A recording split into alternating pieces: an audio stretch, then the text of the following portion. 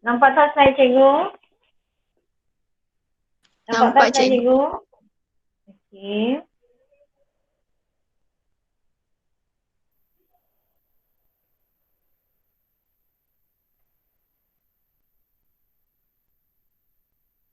Okey, sebelum kita mulakan majlis ilmu kita baca bacaan umur kita. Kita hadiahkan pada junjungan besar Nabi Muhammad sallallahu alaihi wasallam, pada sahabat baginda, kepada ahli keluarga baginda, daripada semua umat Islam sama ada yang masih hidup ataupun yang telah meninggal dunia. Al-Fatihah. A'udzu billahi minasyaitonir rajim. Bismillahirrahmanirrahim. Alhamdulillahi rabbil alamin. Ar-Rahmanir Rahim. Maliki yaumiddin. إياك نعبد وإياك نستعين. اهدنا الصراط المستقيم. صراط الذين أنعمت عليهم غير المغضوب عليهم ولا الضالين. بسم الله الرحمن الرحيم. اللهم افتح علينا حكمتك وانشر علينا من خزائن رحمتك يا أرحم الراحمين. بسم الله الرحمن الرحيم. اللهم فقهنا في الدين وعلمنا التأويل. بسم الله الرحمن الرحيم. اللهم فقهنا في الدين وعلمنا التأويل. بسم الله الرحمن الرحيم. اللهم فقهنا في الدين وعلمنا التأويل. بسم الله الرحمن الرحيم. وأفوض أمري إلى الله إن الله بصير بالعباد. Ya, Alhamdulillah kita masuk pada pelajaran kita bab 5 ni Apa tak keluar lagi? Okay. Iaitu jenis gerak balas jenis gerak balas dalam tumbuhan.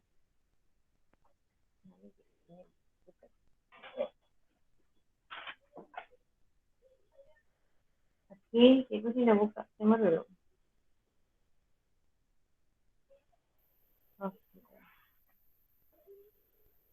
Okey, gerak balas dalam tumbuhan.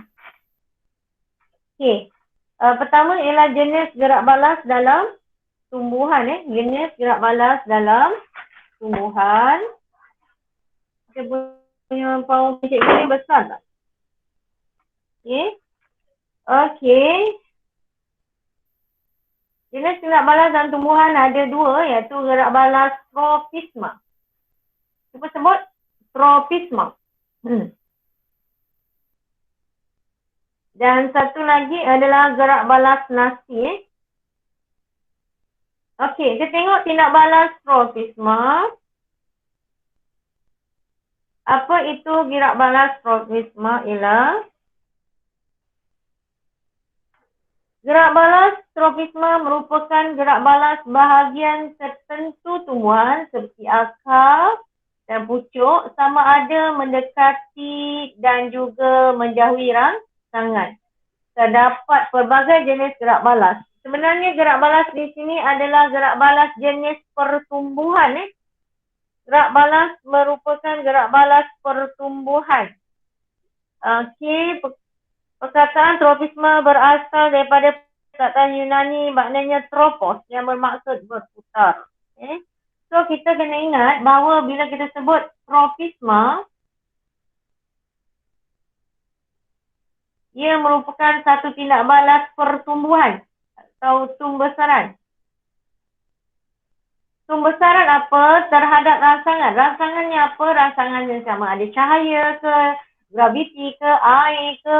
Okey. Kita tengok ni terdapat jenis gerak balas iaitu tigmotropisma, geotropisma. Belakangan sama Kita ulangi. Hydrotropisma, phototropisma, chemotropisma. Tropisma maknanya gerak balas jenis pertumbuhan terhadap rangsangan. Sigmotropisma, touch, sentuh. Geotropisma, gravity. Hydro, air. Foto, cahaya. Kimo, bahan kimia. Gerak balas tropisma iaitu terbahagi kepada gerak balas adalah kekal dipengaruhi oleh hormon tumbuhan. Gerak balas yang ditunjukkan adalah perlahan dan tidak jelas. Tapi kalau kau tengok kat TV tu, dia siap boleh ambil gambar dah. Daripada kecil-kecil ke besar tu kan. Maknanya memang perlahan tapi dia videokan dicepatkan. Arah gerak balas tumbuhan adalah bergantung kepada arah rangsangan. Tropisma positif bermaksud pertumbuhan ke arah rangsangan. Manakala pertumbuhan tropisma pertumbuhan menjauhi rangsangan. Tengok contoh gerak balas iaitu sigmotropisma. Tadi cikgu cakap touch, sentuh atau sentuhan. Geogravity rangsangannya sama ada dia jauh atau mendekati. Hydro air, H2O. Foto cahaya. Dan kimo adalah bahan kimia.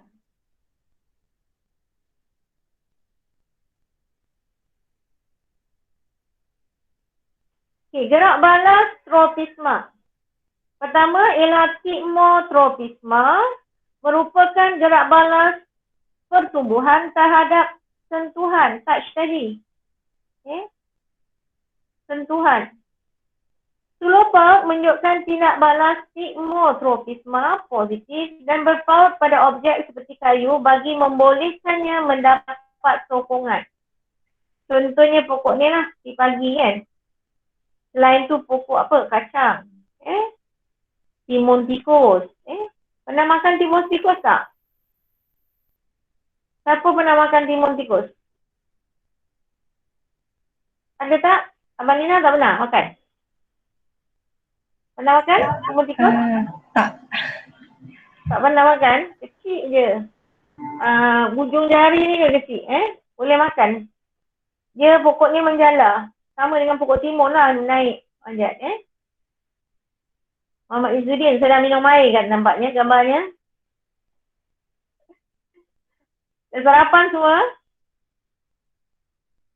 Okay. Dah cikgu. Dah. Okey. Kemudian kita tengok pada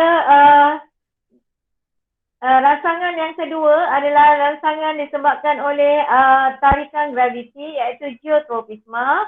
Pucuk menunjukkan geotropisma negatif iaitu dia menjauhi cahaya. Manakala cahaya pula graviti. Manakala akar menunjukkan geotropisma positif maknanya mengarah ke arah graviti. Ni akar. Pucuk di atas. Kalau pucuk ni geotropisma positif dia dah terjunam ke dalam tanah. Okey, hydrotropisma merupakan gerak balas pertumbuhan terhadap air. Air menunjukkan, akar menunjukkan hydrotropisma positif kerana tumbuh ke arah air. Manakala pucuk hydrotropisma negatif sebab jauhi air. Okey, fototropisma merupakan gerak balas pertumbuhan terhadap cahaya. Pucuk menunjukkan fototropisma positif kerana tumbuh ke arah cahaya, manakala akar menunjukkan fototropisma negatif sebab dia menjauhi akar. Dia menjauhi cahaya. Chimotropisma. Chimotropisma merupakan gerak balas pertumbuhan terhadap bahan kimia, iaitu akar menunjukkan chimotropisma positif apabila tumbuh ke arah garam mineral.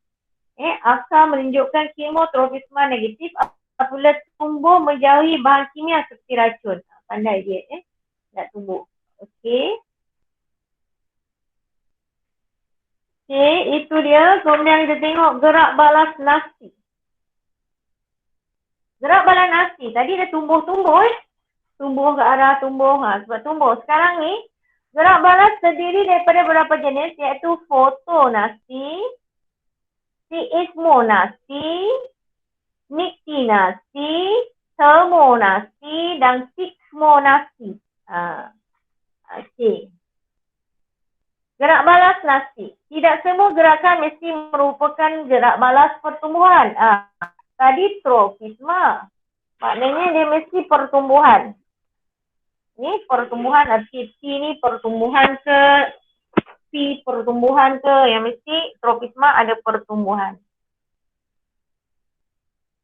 Yang ini nasi tidak. Tidak semua gerakan nasi merupakan gerak balas pertumbuhan. Gerak balas yang ditunjukkan adalah lebih cepat dan lebih jelas. Lebih cepat dan lebih jelas daripada gerak balas tropisma. Kalau tadi tropisma, pertumbuhan memang lambat lah. Nak tunggu besar sampai sekarang ni, makan masa berapa? 17 tahun kan? Itu pertumbuhan lambat. Okey, tapi nasi ni dia cepat dan dapat dilihat dengan jelas. Terdapat gerak balas nasi untuk menyelamatkan diri. Okey, menyelamatkan diri. Okey, kita tengok foto nasi. Biasanya kelopak bunga terlibat dalam gerakan foto nasi yang bergerak terhadap cahaya. Foto maknanya cahaya. Okey, bergerak terhadap cahaya. Ini kelopak bunga. Bunga ros Jepun, pada tanam bunga ros Jepun ni, berkembang apabila menerima cahaya matahari yang maksimum. Kalau kita tengok bahawa dia kita panggil zaman dulu panggil pokok 10 pagi kan. Sekarang ni panggil pokok Jepun. Okey. Bunga ros Jepun ni menguncup pada waktu malam. Sebab apa dia kuncup? Dia tak ada cahaya. Maka dia kuncup. Itu nasi tu Dia tidak melibatkan pertumbuhan. Dia kembang, dia kuncup saja. Okey, kita tengok sigmonasi. Ni biasalah kita. Awak pun kalau pergi Padang pandai lah. Ini pokok semalu. Semalu. Merupakan gerak balas yang disebabkan oleh rangsangan mekanikal. Akibat kejutan, sentuhan, tiupan angin, titisan hujan, pun boleh. Asal benda yang dia menyebabkan dia tersentuh je, dia boleh lah. Awak pun pandai selalunya, pergi sentuh dia. Gerakan sigmonasi dapat dilihat pada daun, stigma dan stamen. Contohnya pokok semalu. Biasanya kita nampak pada daun lah pada daun pokok dia. Niktinasi merupakan gerak balas ritma circadian. Ritma circadian terhadap keadaan gelap. Biasanya pokok kekacang seperti daun pokok petai belalang menguncur pada waktu malam dan juga kembali terbuka pada waktu siang. Pokok petai belalang pokok petai belalang bukan pokok petai yang besar tu, pokok petai yang halus-halus tu, kecil tu Okey, ini macam nikti ni macam naik gitu Naik lawannya siang. Malam lawannya siang. Maknanya siang dia buka, malam dia tutup. Kalau awak tengok pokok ulam raja pun sama. Nanti kalau waktu malam dia punya batang dengan ke atas dia tertutup. Contohnya pokok petai belalang. Okey, kemudian termonasi. Termo maknanya termometer, suhu. Suhu. Termonasi merupakan gerak balas tumbuhan terhadap perubahan suhu persekitaran. Sebagai contohnya, pokok bunga tulip kembang mekar disebabkan kenaikan suhu dan menguncup apabila suhu menurun. Contohnya tulip dan senang suhu. Kemudian contohnya pokok tulip. Sigmonasi, sekali lagi touch, sentuh. Merupakan gerak balas tumbuhan terhadap getaran. Getaran. Okey. Ini getaran, kita cakap sentuh pula Getaran Okey, gerak ini dapat diperhatikan pada tumbuhan carnivore.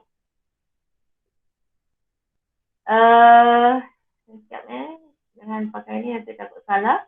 Okey, getaran G. Pakai G, getaran. Tak diperhatikan pada tumbuhan carnivore seperti pokok perangkap lalat Venus. Rangsangan di timur menyebabkan daun tertutup dan memerangkap serangga. Ini daun sebenarnya yang macam mulut ni. Ini adalah daun. Okey. Okey. Dah faham yang ni? Okey. Faham tak? Okey, cikgu ulang. Okey, pertama kita ada gerak balas apa? Tropisma. Tropisma ni kita dah biasa jumpa masa mendengar rendah. Ada belajar tak mendengar rendah ni? Cikgu rasa macam ada. Ada. Ha? Ada. Ada kan? Okey.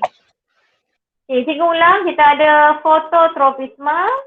Kita ada hydrotropisma. Kita ada geotropisma. Kita ada sigmotropisma. Sigmotropisma tu yang pokok yang memanjat seluruh baut. Touch. Bila jumpa je bahagian yang boleh disentuh, maka dia pun tumbuh ke arah tersebut. Okey. Tropisma tumbuh. Melibatkan pertumbuhan. Manakala nasi tidak melibatkan pertumbuhan. Kita ada fotonasi. Lagi satu apa? Apa lagi tadi? Kita ada apa? Fotonasi, niktinasi, termonasi, sigmonasi. Okey. Kita contoh satu fotonasi. Siti Nur Adiba. Contoh fotonasi.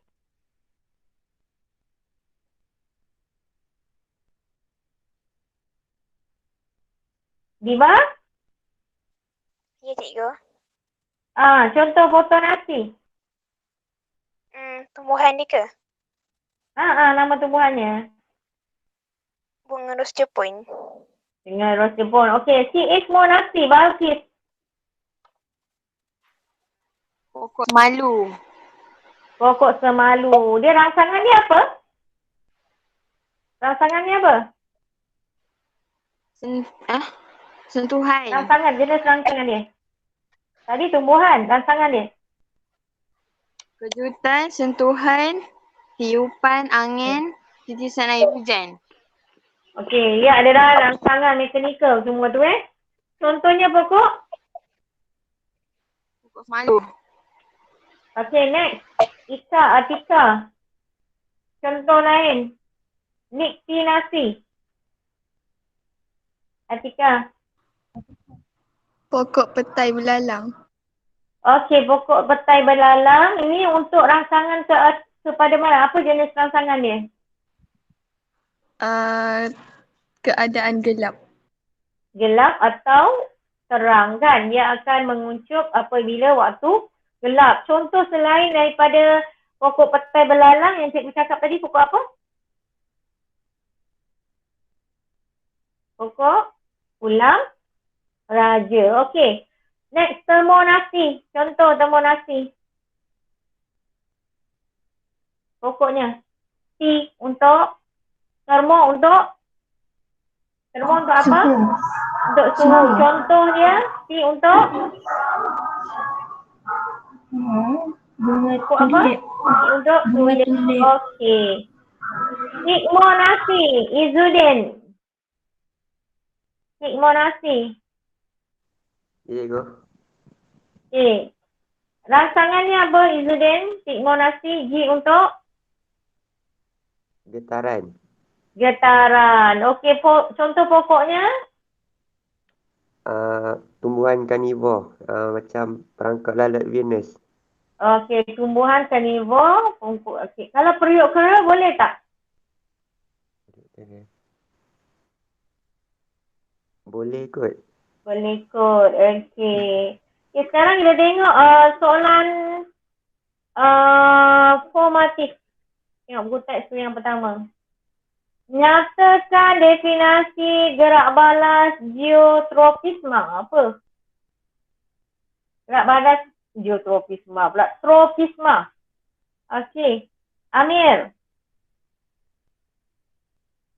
Amir mana? Amir cepat ni.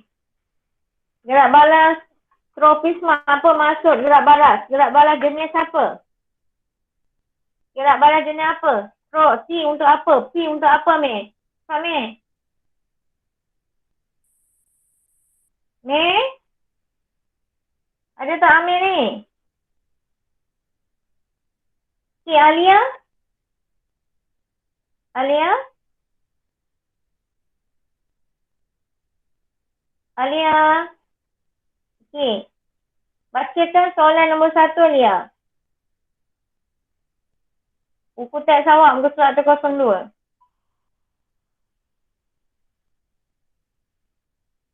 Alia ada tak ni Alia ni? Alia. Balkis. Alia Balkis.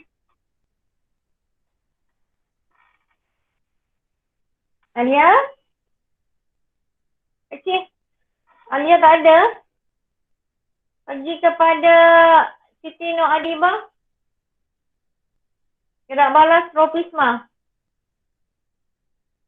Jawapan cikgu Jawapan. Tropisma ialah? Gerak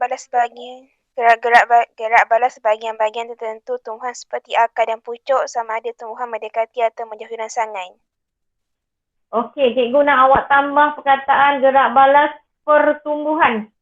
Tambah gerak balas jenis pertumbuhan pada bahagian tertentu tumbuhan Okey. Okey, bagus. Adibah, kita tengokkan soalan nombor 2, Balkis. Balkis?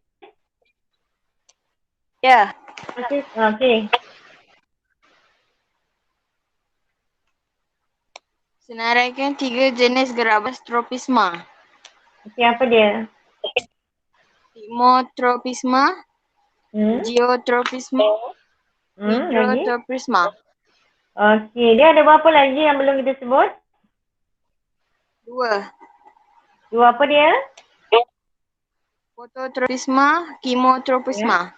Okey, kemotropisma contohnya baja ataupun racun Okey, next soalan yang ketiga. Wajarkah gerak balas fototropisma dilakukan oleh tumbuhan? Wajar tak? Okey, soalan Ika Atika. Ika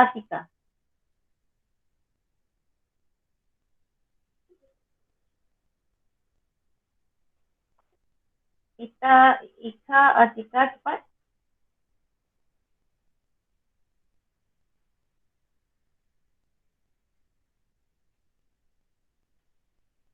Cepat, Ika Atika.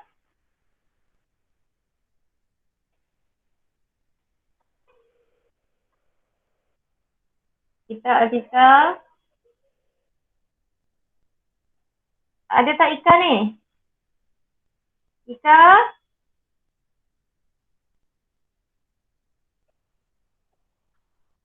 Izzuddin nak masuk. Mana Izzuddin ni? Dah masuk ke Izzuddin? Dia dah masuk dah cikgu. Okey. Ika ni ada tak Ika ni?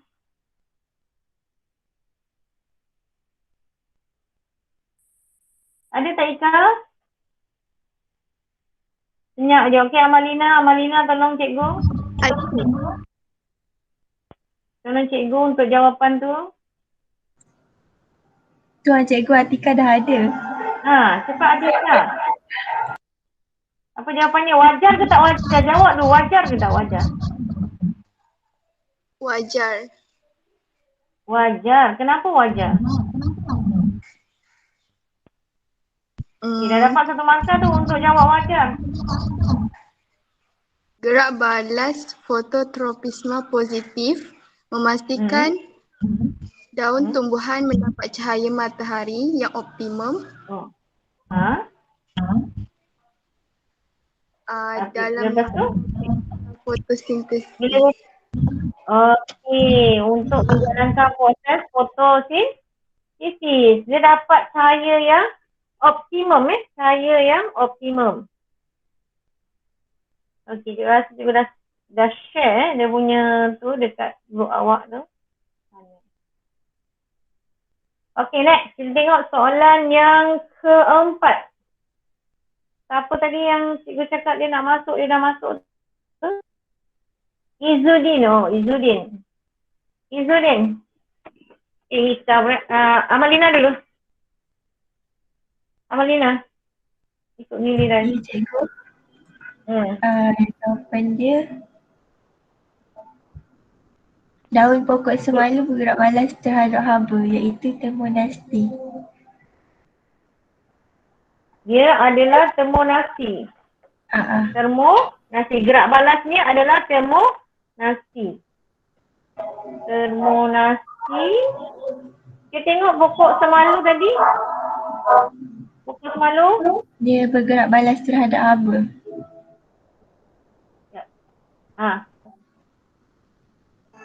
Kejutan, sentuhan, tiupan angin, titisan air hujan. So apa rangsangan dia? Pilih.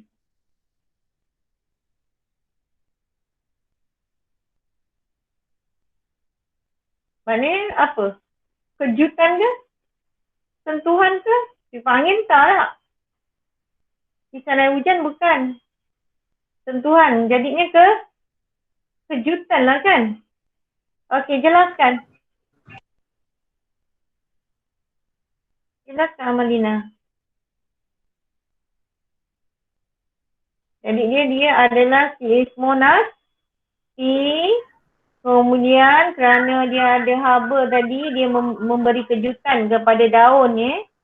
Daun ni menyebabkan dia menguncuk. Menguncuk. Menguncuk tu untuk melindungi diri dia lah.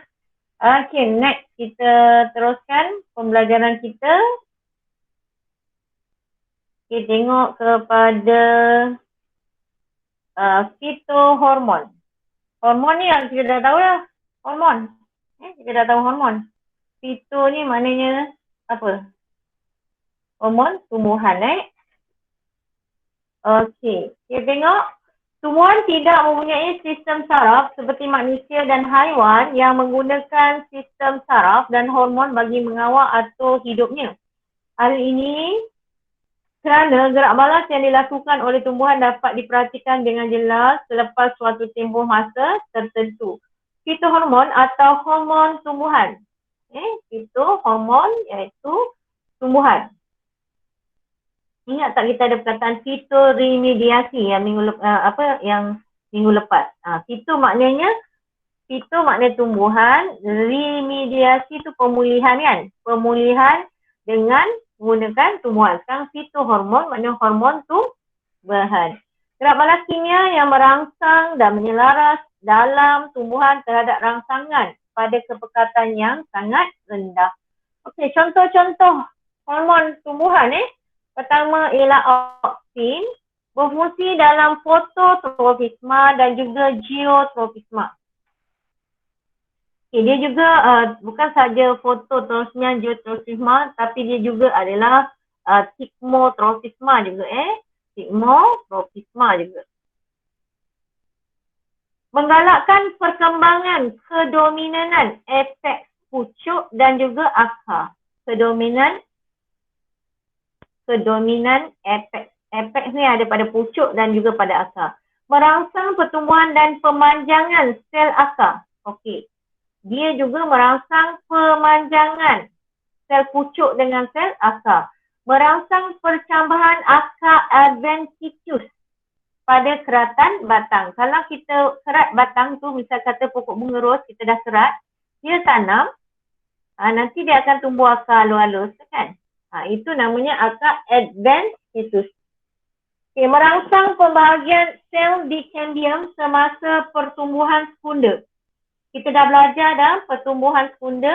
Kalau primer dia jadi panjang, kalau sekunda untuk jadi lebar. Ini cambium, pembahagian di cambium semasa pertumbuhan sekunda. Maknanya cambium sisi lah, cambium lateral. Cambium lateral ada dua. Apa dia? Cambium vascular dan cambium gabus, vascular. Satu lagi cambium gabus. Okey. Merangsang pembahagian sel di cambium semasa pertumbuhan sekunda, merencat keguguran daun dan daun yang masih muda. Dia halang supaya nanti daun muda tu boleh menjalankan proses fotosintesis, merencat pengeluaran tunas sisi.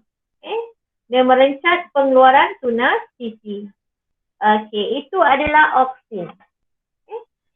Auksin fungsinya adalah pertama ialah pemanjangan. Yang penting sekali, pertumbuhan pemanjangan akar. sel akar dan juga sel di pucuk.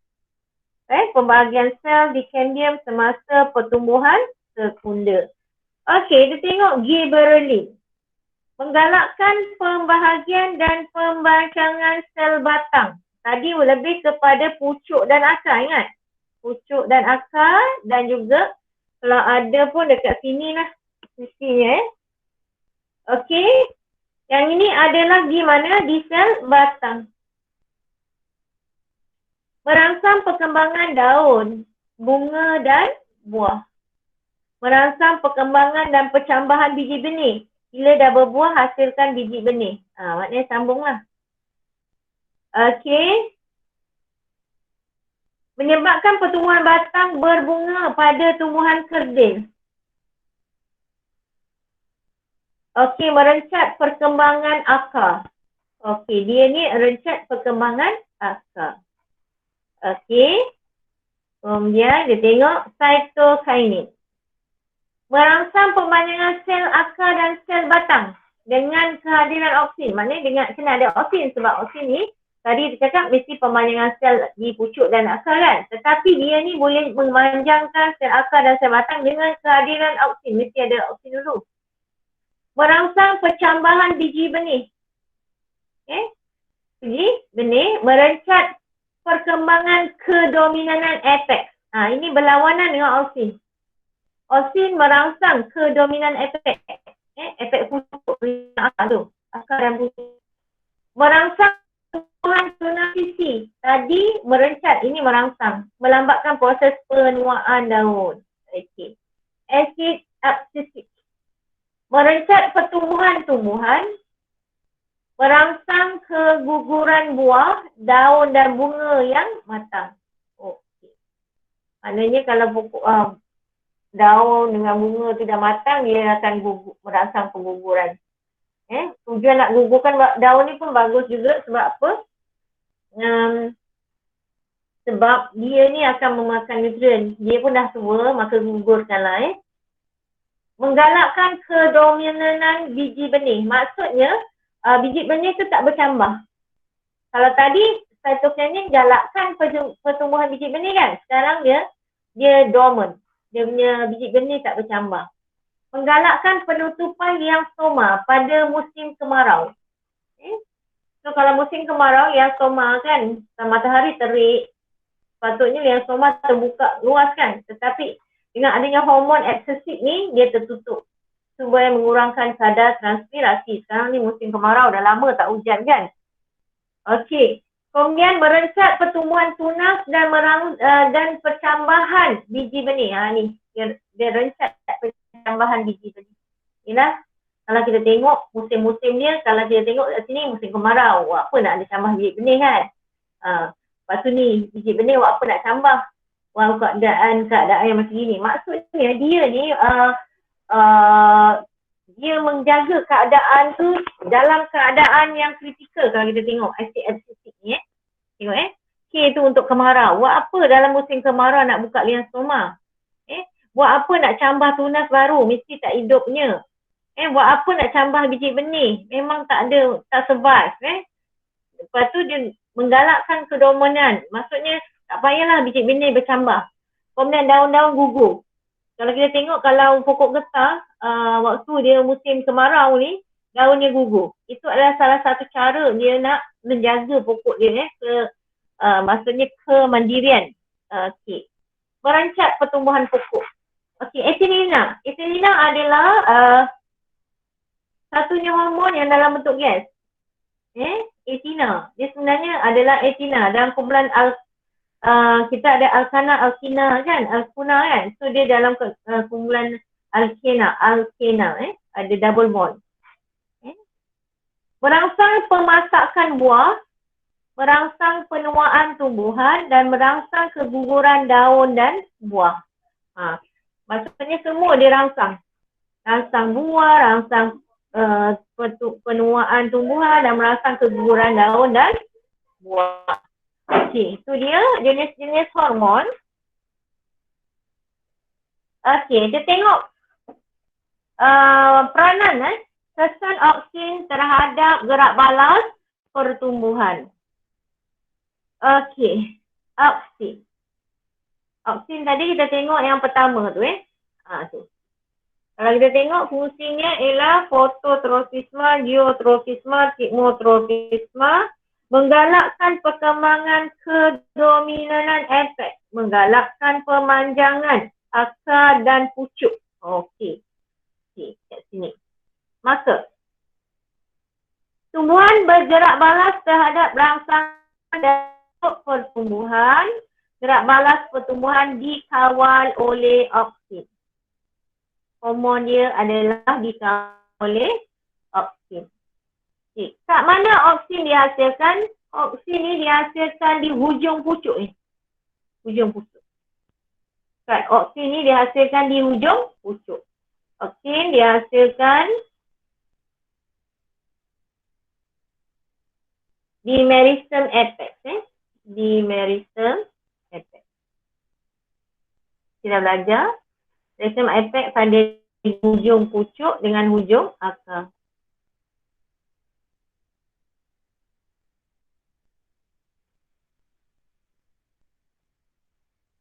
Okey. Okay, kita tengok bahawa bila cahaya tu daripada atas, dia akan tumbuh tegak ke atas. Tetapi kalau cahaya tu daripada satu sisi, dia akan bengkok ke atas dan ke arah cahaya. Okey, kita tengok eksperimen yang mengkaji kesan auksin terhadap pertumbuhan kolektil di hujung pucuk. Okey, ni hujung pucuk. Ni kolektil hujung pucuk. Dijalankan eksperimen pertama, dia potong kolektil ni. Potong hujung kolektil, potong pada bahagian atas zon pemanjangan. Kita dah belajar dah kita belajar. Ini adalah zon pembahagian. Kemudian ada zon pemanjangan dan ni adalah zon pembezaan. Apa dia? Pembahagian, pemanjangan, pembezaan. Kat sini baru ada phloem, ada xylem kat sini. Okey. Sekarang hujung kolektil dipotong pada bahagian atas zon pemanjangan ni, atas dia. So kita potong kat sini. Potong. Selepas 2 jam, tiada pertumbuhan. Biarkan tak ada pertumbuhan. Kemudian kita patahkan balik. Selepas 2 jam kita letak balik semula. Letak balik semula. So, kita akan dapati selepas 2 jam kita letakkan semula tu, kolektif tumbuh tegak ke atas. Apa kesimpulan kita? Apa kesimpulan kita? Okey, cuba kita tengok ni. Apa kesimpulan kita? Okey. Tengok Adibah, apa kesimpulan? Kita potong, dia tak tumbuh. Bila kita letak balik pucuk dia tu, ulung paling atas tu, dia tumbuh semula.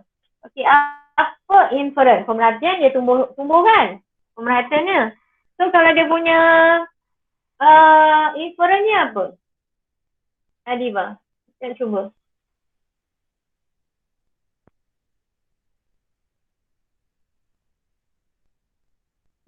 Apa nak cuba? Nak cuba? Adibah? Ya, cikgu. Adibah? Okey, apa dia? Inference dia? Kenapa dia tumbuh? Auksin yang disintesis pada hujung kolektil merangsang pemanjangan sel. Okey, good.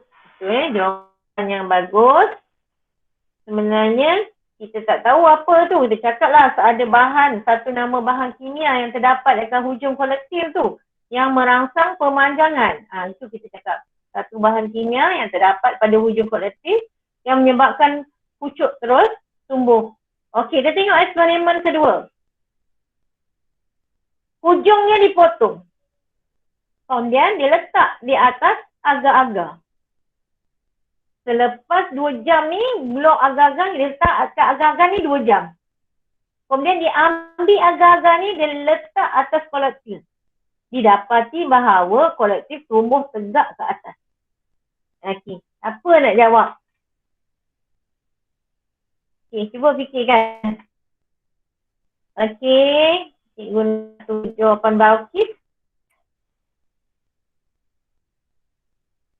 Okey, Balqis. Allah.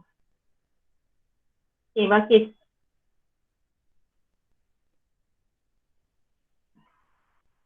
Nak try Balqis? Okey, Amalina. Kenapa agaknya bila kita letak blok agar-agar ni dia tumbuh ke atas? Tak apa, salah pun tak apa. Kak Amalina.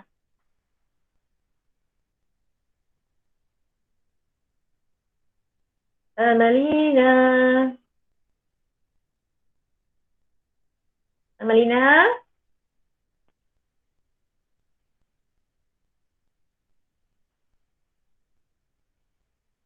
Amalina. Ada tak Amalina ni?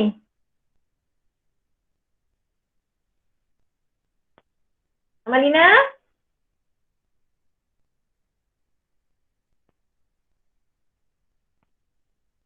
Nur Amalina? Tak ada. Alia? Alia?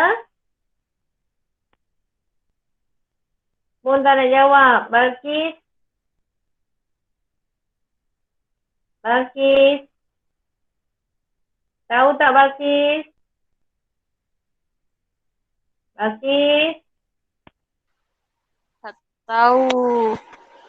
Tak tahu. Kalau tak tahu. Okey, tengok kat sini. Kalau yang atas, kita potong dia letak balik, dia tumbuh ke atas. Kita cakap bahagian atas ni ada bahan yang merangsang pertumbuhan pokok. Tadi Adiba kata oksin kat sini Okey, so kat sekarang ni, bila potong, letak dekat agar-agar, agar-agar kan boleh menyerap. So, oksin ke bahan kimia tu akan masuk ke dalam agar-agar 2 jam. Lepas tu bila dekat sini, bahan kimia tadi ataupun hormon tadi, oksin tu akan meresap masuk ke dalam batang ni. Okay, itu yang menyebabkan dia merangsang pertumbuhan dan menyebabkan klorotil tumbuh tegak atas. Eksperimen di 3 bulan sini. Dia potong macam ni sama, tetapi dia letak di bahagian sisi. So, jadi bahagian tu akan turun bahagian tepi sini je. Okay, maka dia akan merangsang pemanjangan kat sini. Dia tumbuh ke arah lingkup ke sana. Okay. Gerak balas tropisma berkait rapat dengan taburan oksin. Rangsangan luar seperti cahaya dan graviti mempengaruhi taburan oksin dalam tumbuhan. Oksin memberi kesan yang berbeza kepada sel-sel di pucuk dan juga sel-sel di akar. Kepekatan oksin yang tinggi merangsang pemanjangan sel di pucuk tetapi merencat pemanjangan sel di akar. Okey. Kita tengok gambar sini Ni kepekatan sikit je ni. 10 kuasa negatif 2. Antara 0 hingga 10 negatif 2 ni, okey. 0 memanglah yang tak ada. Kepekatan dia kat sini 10 negatif 6 kan sini. 10 negatif 6. Gerak balas pertumbuhannya 0. Okey. Maknanya kecil sangat sikit sangat. Tetapi kalau 10 negatif 5, kepekatan dia 10 negatif 5, tengok dah ada pertumbuhan. 10 negatif 4 ada pertumbuhan untuk akar. 10 negatif 3 pun ada. Kemudian 10 negatif 2 dah tak ada. Maknanya kepekatan yang rendah pada akar merangsang pertumbuhan. Tetapi kepekatan oksin yang tinggi merangsang pertumbuhan pada pucuk. Tapi yang rendah tak. Kalau tengok kepekatan yang rendah, kalau pucuk dia tak boleh merangsang. Okey, so kesimpulannya kepekatan oksin yang tinggi merangsang pemanjangan sel di pucuk tetapi merencat pemanjangan sel di akar. Tengok, tinggi kan. Akar dia jadi rencat. Okey. Peranan oksin dalam gerak balas fototropisma. Foto maknanya cahaya. Oksin ni pun macam orang perempuan tak suka cahaya sebab takut gelap. Betul ke? Tak semua. Orang putih tu siap pergi tempat cahaya matahari nak panas Arah gerak balas hujung pucuk bergantung kepada arah rangsangan cahaya. Tabungan oksigen pada pucuk adalah sekata jika didedahkan kepada cahaya dari semua arah. Jadi dia akan tumbuh sekata. Taburan oksigennya sekata. Sebab cahayanya sekata. Hal ini menyebabkan pucuk tumbuh tegak ke atas. Kalau sekata dia tumbuh tegak ke atas. Okey. Apabila pucuk didedahkan kepada cahaya dari satu arah saja, oksigen akan bergerak menjauhi cahaya. Oksigen ni tak suka cahaya. Dia akan menjauhi cahaya. Okey. Kalau kat sini dia tak boleh nak gerak mana sebab cahaya satu arah. So kalau dia tak suka dia turun ke bawah. Okey, kat sini pula kalau kita tengok data center kan. So oksigen ni akan bergerak menjauhi cahaya. Menjauhi cahaya. So bila dia ada menjauhi cahaya, dia ada bahagian sini banyak. Oksigen banyak, dia akan turun ke zon pemanjangan. Maka sel di bahagian yang jauh daripada cahaya atau yang gelap ni, bukanlah gelap. Yang jauh daripada cahaya akan lagi lebih panjang. Sebab itu dia tumbuh bengkok ke arah cahaya. Sebab sel di bahagian yang ini lebih panjang. Sebab oksigen banyak, oksigen merangsang pemanjangan pucuk dan juga pemanjangan akar. Merangsang pemanjangan pucuk. Perkataan oksigen yang tinggi merangsang pemanjangan pucuk. Okey. Kepekatan oksigen tinggi di bahagian teduh. Itulah teduh tadi, jauh dari cahaya. Okey, kita tengok yang ni. Okey, kepekaran oksigen menjadi tidak sekata di pucuk. Jadinya kepekatan, cikgu tambah kat sini. Okey, dah ada. Kepekaran oksigen lebih tinggi di bahagian teduh. Sel di bahagian teduh mengalami pemanjangan yang lebih berbanding yang sel pada bahagian yang terkena cahaya. Okey. Bahagian sini lebih banyak oksigen. Bahagian sini sikit. Tengok anak panah ada. Banyak. Tebal kan dia punya anak panah tebal. Mana banyak oksigennya. Jadi dia dihasilkan di ujung pucuk. Kemudian dihantar ke hormonnya ke zon pemanjangan. Ni adalah zon pemanjangan. Sama dengan ni. Zon pemanjangan.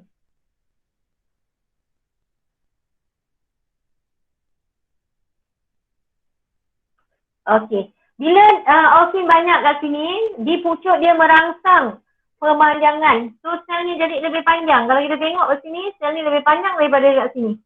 Sebab oksigennya banyak. So bila dia panjang, dia bengkok ke arah cahaya. Kesannya pucuk bengkok ke arah cahaya dan pucuk menunjukkan fototropisma positif.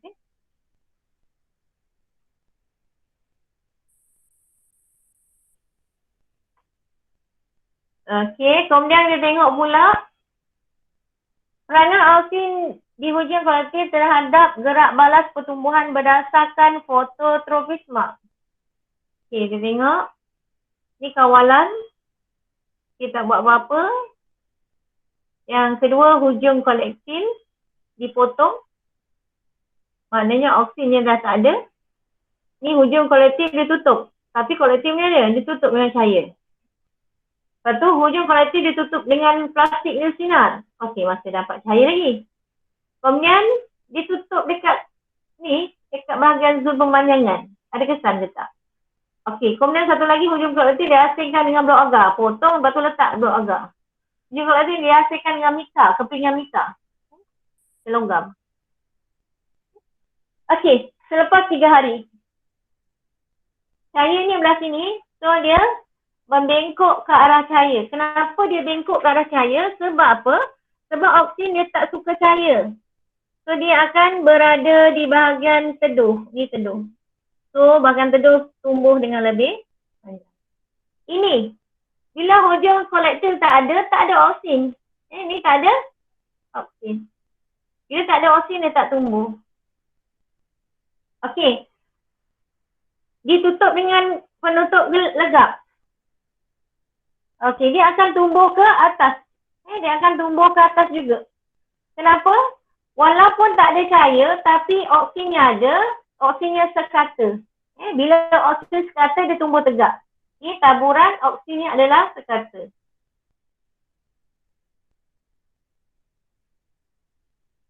Dia duduk kat mana ni oksigen ni? Oksigennya duduk dekat ujung kolektif.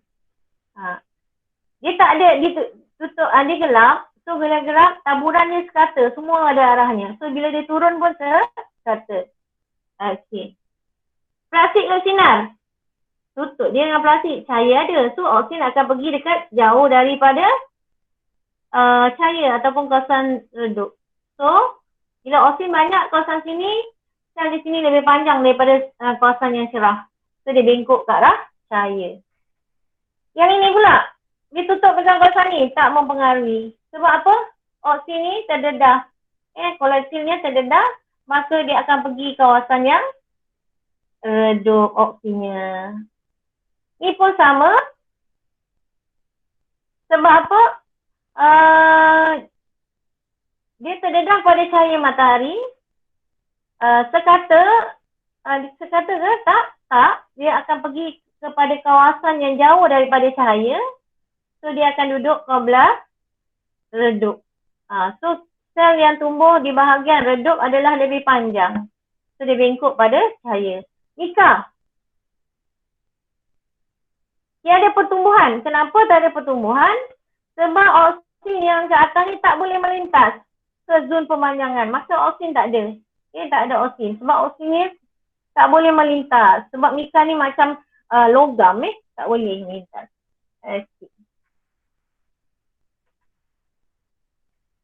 Okey. Faham tak yang ni? Faham tak? Faham, tak? Cikgu. Faham. Alhamdulillah.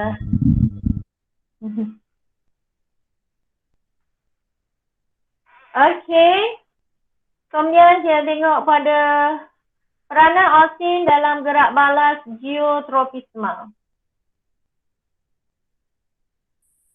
Semua ada dalam buku teks awak ni. Kita terangkan. Okey. Gerak balas tumbuhan terhadap tarikan graviti adalah dikawal oleh oksigen. Sama juga oksigen. Biji benih bercambah di dalam tanah secara mendatar. Kalau kita letaklah biji benih tu dalam keadaan macam ni. Jadi mendatar lah. Oksigen berkumpul. So dia akan keluar akar dia. Atau radikal kita panggil. Ataupun kita panggil dia plumul. Plumul radikal. Radikal ni akan jadi akar lah. Semua akan jadi pucuk. Okay, oksigen berkumpul di bahagian bawah hujung pucuk dalam dua akar disebabkan oleh tarikan graviti. Semua benda akan jatuh ke graviti. So ni kalau kita tengok sini oksigen ni kan. Okey, dia akan tertarik oksigennya dekat belah bawah. Pucuk pun belah bawah, akar pun belah bawah. So kat sini, dia duduk belah bawah. Ini pun duduk belah bawah. Kemudian hormon itu akan bergerak ke zon pemanjangan sel. So dia akan belah sini lah kita. Ini pun dia akan bergerak ke zon pemanjangan sel, dia duduk belah bawah. Okey. Oksigen berkumpul di bahagian bawah hujung pucuk dan juga akar disebabkan oleh tarikan graviti. Akar menunjukkan gerak balas geotropisma positif kerana tumbuh ke arah bawah iaitu mengikut arah tarikan graviti. Manakala pucuk menunjukkan gerak balas geotropisma negatif kerana melawan arah graviti. Okey. Kita tengok kalau dia ni pucuk kan. Pucuk oksigen tinggi dia akan merangsang pertumbuhan. Merangsang pertumbuhan. Maka dia akan bahagian bawah lebih panjang daripada bahagian atas. So sebab itulah dia akan tumbuh ke atas. Menjauhi graviti. Sebab dia oksigen yang tinggi merangsang pertumbuhan pucuk. Merangsang pemanjangan sel. Okey, kita tengok kat pucuk. Kat pucuk, sepekatan oksigen tinggi merangsang pemanjangan sel. Jadi tengok sini panjang. Lebih daripada belah atas. Maka dia bengkok ke arah. Bengkok menjauhi. Bengkok pula. Tumbuh. Menjauhi graviti. Sebab itulah kita panggil dia geotropisma negatif. Sebab dia tumbuh menjauhi graviti. Manakala untuk akar pula, oksigen yang tinggi merencat pemanjangan sel. Maknanya yang atas panjang, yang bawah pendek. Sebab itu dia tumbuh ke arah bawah kerana kepekatan oksigen yang tinggi di akar rencat pemanjangan sel. Di akar. So, kesannya bahagian yang jauh daripada graviti tumbuh lebih cepat, panjang lebih panjang daripada bahagian yang dekat dengan graviti. So, dia akan bengkok ke arah graviti atau tumbuh ke arah graviti. Okey, kita tengok sini. Gambar ni. Ini kalau oksigennya sekata. So, dia akan tumbuh panjang sekata. Tetapi kalau oksigen ni banyak di bahagian sini. So, bahagian sinilah yang tumbuh dengan banyak. Kalau ini pula, oksigennya banyak belah kiri. Maka dia akan tumbuh ke arah kanan. Itulah. Okey. Di pucuk. Ini menyebabkan sel-sel bahagian bawah memanjang dengan lebih cepat dan menyebabkan pucuk bengkok ke arah atas. Ini cikgu cerita tadi. Graviti dia tarik semua ke bawah. So, oksigen yang dihasilkan di meristem apex ni, di zon pembahagian sel, dia pun berada di bawah. Kemudian dia akan bergerak ke zon pemanjangan sel. Kat sini, oleh kerana dia bergerak kat sini, kepekatan oksigen adalah tinggi di bahagian sini. Maka dia akan merangsang. Sebab tinggi kat pucuk, dia merangsang pemanjangan sel. So, sel ni memanjang lebih banyak berbanding dengan bahagian atas. So, hujung pucuk bengkok ke atas. Ini ulangan lagi sekali. Graviti menyebabkan oksigen semua ke arah graviti, menyebabkan kepekatan oksigen di bahagian bawah adalah lebih tinggi di akar. Kepekatan oksigen tinggi merencat pemanjangan sel. Zon pemanjangan kat sini. Ni zon pemanjangan. So, sini lebih, bila dah rencat pendek, yang atasnya panjang. So, dia bengkok ke arah graviti. Okey. Aplikasi. Okay, sebelum tu kita tengok soalan praktis dulu.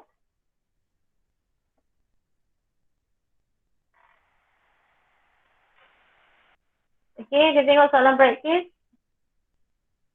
5 pula nanti dulu kita tengok. Izudin. Tinggal berapa orang kita? Tinggal 5 orang.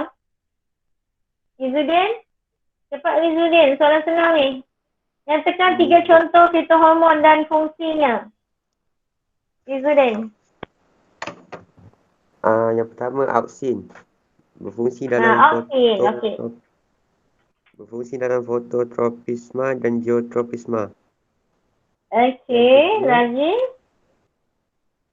Yang kedua gibberellin. Gibberellin. Fungsi dia menggalakkan pembahagian dan pemanjangan sel batang. Okey, dia batang. Gibberellin B untuk batang. Okey. Lagi? Okey. 3. Cytokinin. Untuk apa ni? Merangsang pembahagian dan pemanjangan sel akar dan sel batang dengan kehadiran auksin. Okey, dia ni untuk awet muda. Kalau awak tengok tu semua untuk awet muda. Melambangkan proses penuaan. Okey. Next, kita tengok soalan berikutnya. Nur Amalina. Baca.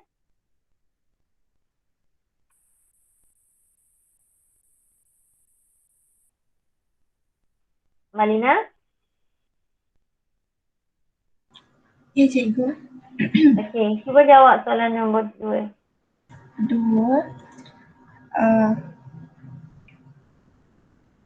Taburan auksin di hujung pucuk adalah sekata.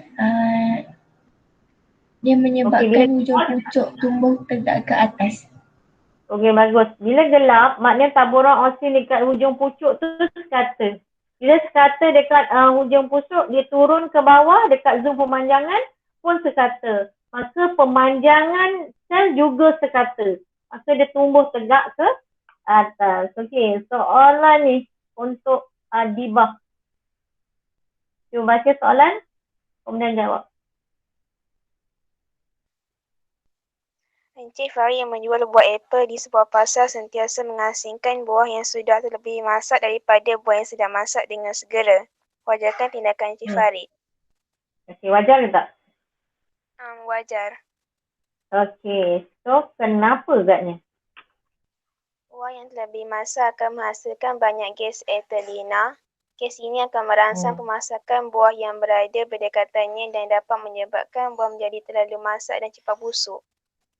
Okey, itulah dia Sebab buah yang masak ni dia membebaskan sejenis gas Gas tu adalah gas hormon. Hormonnya adalah etilena Gas etilena iaitu dia merangsang pemasakan buah. Kalau kita dekatkan dengan buah, kalau kita nak buah kita cepat masak, kita ambillah satu buah yang tak kisahlah apa-apa buah. Kalau misal kata kita nak masakkan buah ciku, kita masukkan buah buah pisang dekat dengan buah ciku yang tu pun boleh juga. Okey, awak pernah tak nampak orang dia nak buah ciku dia cepat masak, dia masukkan dalam guni lah, dia masuk dalam beras. Pernah nampak tak? Siapa pernah buat? Pernah kan? Dia masuk dalam beras. Sebab apa? Beras tu nanti menyebabkan gas etilena tu terperangkap.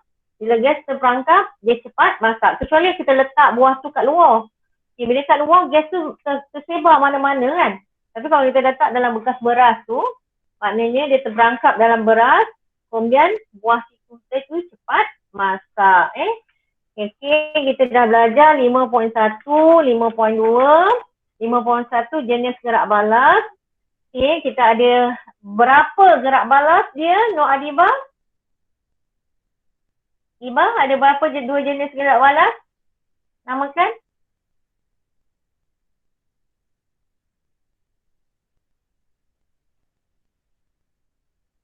Tak ada, tak dengar. Okay, cikgu ulang kita ada dua jenis gerak balas. Pertama ialah gerak balas tropisma yang bermaksud gerak balas tumbuh seran, tumbuh.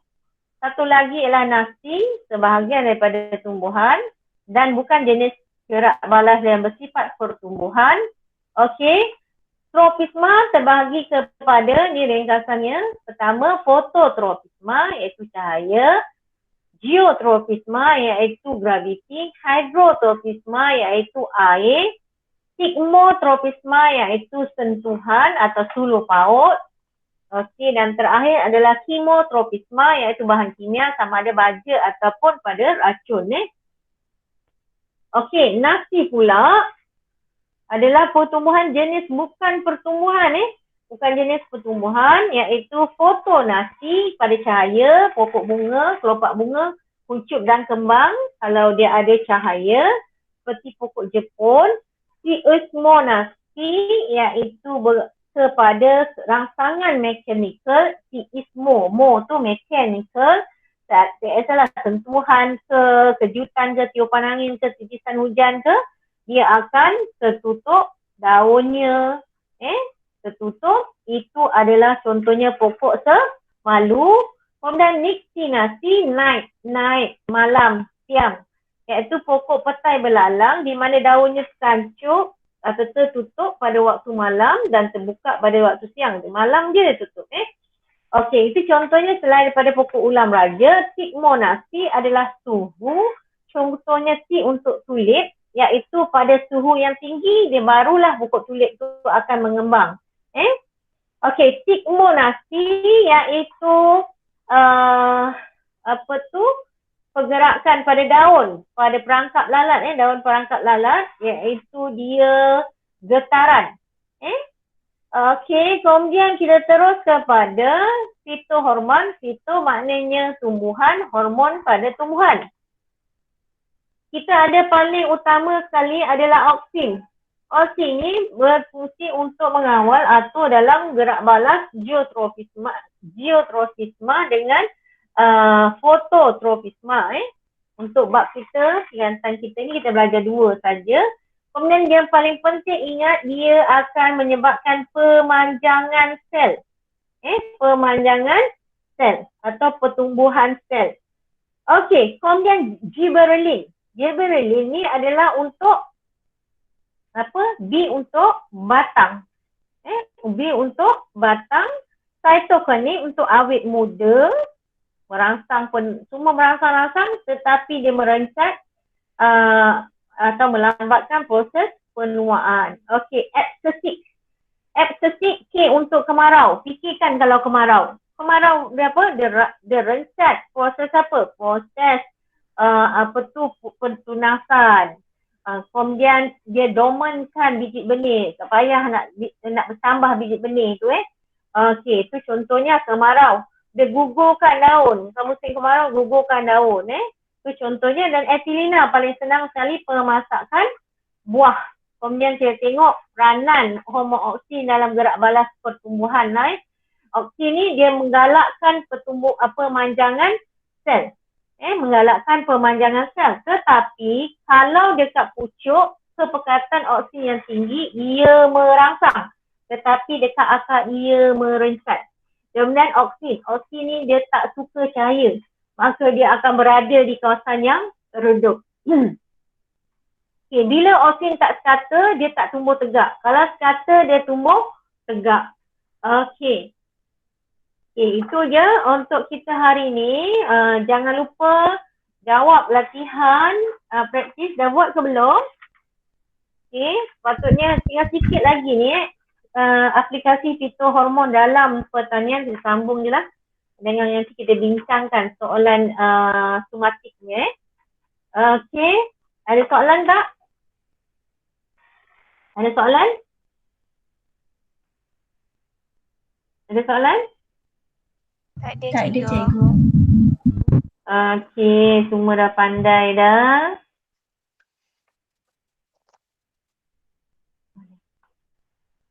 Okey, kita tutup majlis kita dengan tasbih kifarah dan suan wa'az. Bismillahirrahmanirrahim.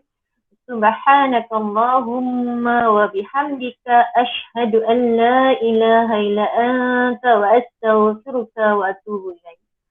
Bismillahirrahmanirrahim.